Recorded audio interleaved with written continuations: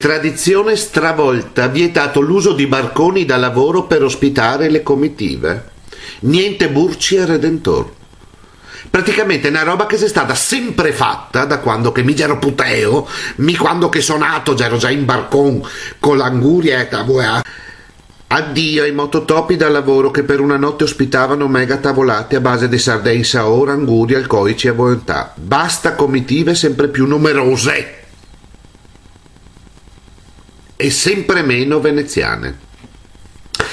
Benissimo, e ora stravolta la tradizione veneziana, gli ubriachi rischiano ai sensi dell'articolo 1120 del codice di navigazione la reclusione dai 6 mesi a 1 anno. Cioè, siamo nel bacino di San Marco, non siamo all'isola del Giglio. Vabbè. Insomma, è la tradizione veneziana del Redentor e viene stravolta a Riburci per la notte del Redentor. Multe salatissime, cioè, siccome scheghe ne avevamo tanti, multe salatissime e quant'altro. Bene.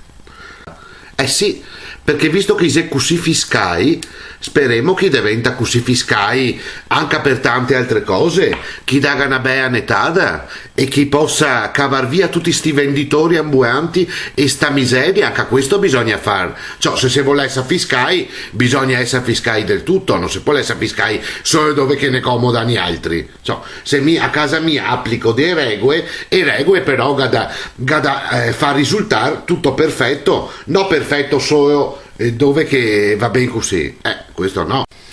E ora tutti quanti sue rive, quei tecce e i rive con una bella coperta come che si faceva una volta, tecce, piatti, biceri in riva, tanto io fa tutti tutto l'anno e non vedo perché non dovremmo farlo gli altri veneziani, e andiamo a mangiare tutti i suoi prima che gli altri, cioè i turisti che arriva, ineciava i posti così gli altri restiamo così. I fuochi guardiamo così, è il fuoco del gas guardiamo, a casa così.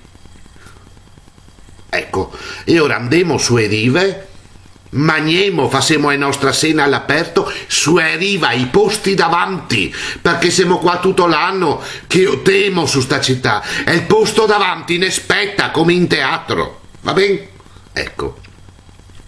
E dopo ovviamente ne temo tutto, ma questo non sarà un problema, perché Venezia è una città dove c'è tutto preciso e cestini che ne c'è dappertutto, quindi escoasse non avrà problema a trovare e a sua occasione. Mi ve saluto.